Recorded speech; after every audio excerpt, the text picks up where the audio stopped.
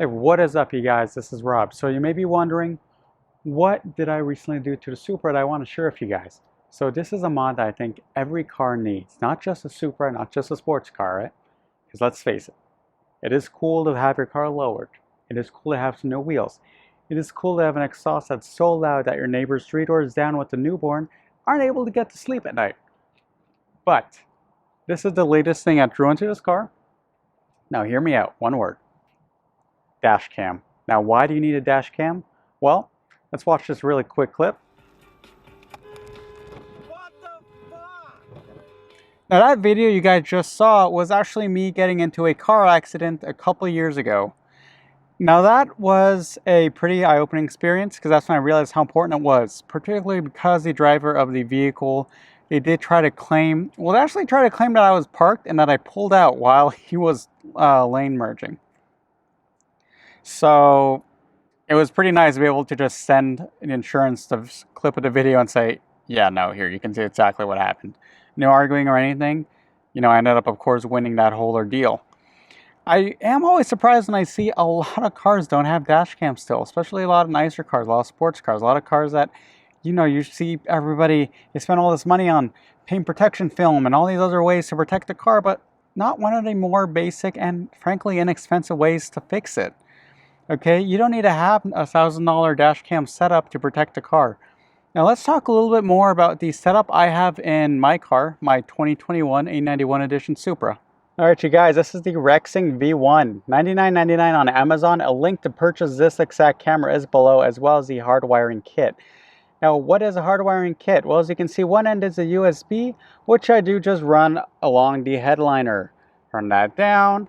And underneath, you know, in this area is actually the fuse box for the passenger side. Now, if you have a 2020 and up Supra, you should know that all you have to do is look at fuse number 47. So fuse space 47 is empty but still powered, and that is where I plugged in the fuse, and then there is a nice grounding screw nearby.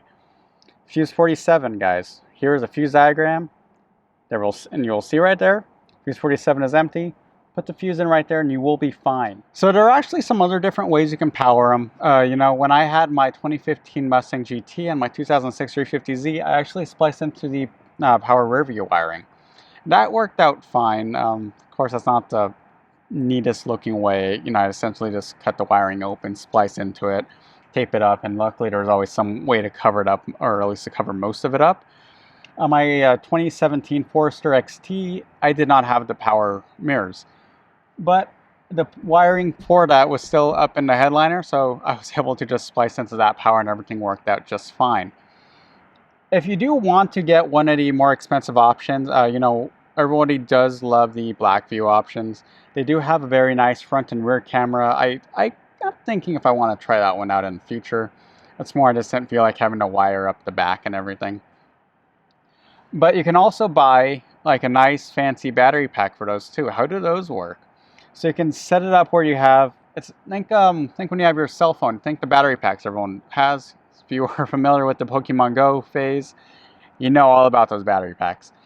But you would have that connected to your car, usually through the fuse box, so you could probably actually connect it to that empty fuse that I specified, and the dash camera will actually be plugged into that. So that way, you can have dash camera always going, and it'll be taking power from the battery pack instead of from your car battery.